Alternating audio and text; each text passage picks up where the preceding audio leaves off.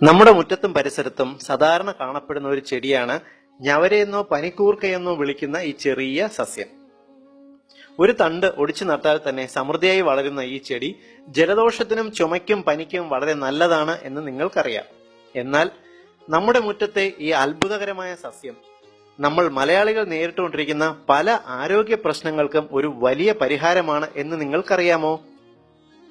ശരീരത്തിന്റെ pHന്റെ അളവ് ആൽക്കലൈനാക്കി നിലനിർത്തുവാൻ കഴിവുള്ളതുകൊണ്ട് ഈ ചെടിയുടെ ഇലകൾ വൃക്കകളെ ശുചിയാക്കും. മൂത്രം നന്നായി പോകാൻ ഇതിന്റെ നീര് കഴിക്കുന്നത് നല്ലതാണ്. നമ്മുടെ ജീവിതശൈലിയുടെ ഭാഗമായി കരളിലും പാൻക്രിയാസിലും ഉണ്ടാകുന്ന അമിത സമ്മർദ്ദം, അതായത് ഓക്സിഡേറ്റീവ് സ്ട്രെസ് കുറയ്ക്കുവാൻ ഈ ഇലകൾക്ക് കഴിവുണ്ട്. അതിനാൽ ദിവസവും 4 ഇലയുടെ ചാറ് കഴിക്കുന്നത് പ്രമേഹ രോഗവും കൊളസ്ട്രോളും കുറയ്ക്കുമെന്ന് പഠനങ്ങളുമുണ്ട്. പനിക്കൂർക്കയുടെ ഇലയിൽ വൈറ്റമിൻ എ, വൈറ്റമിൻ സി എന്നിവ ഉയർന്ന അളവിൽ അടങ്ങിയിട്ടുള്ളതിനാൽ രോഗപ്രതിരോധ ശേഷി വർദ്ധിപ്പിക്കുവാനും കണ്ണുകളുടെ ആരോഗ്യത്തിനും നല്ലതാണ്.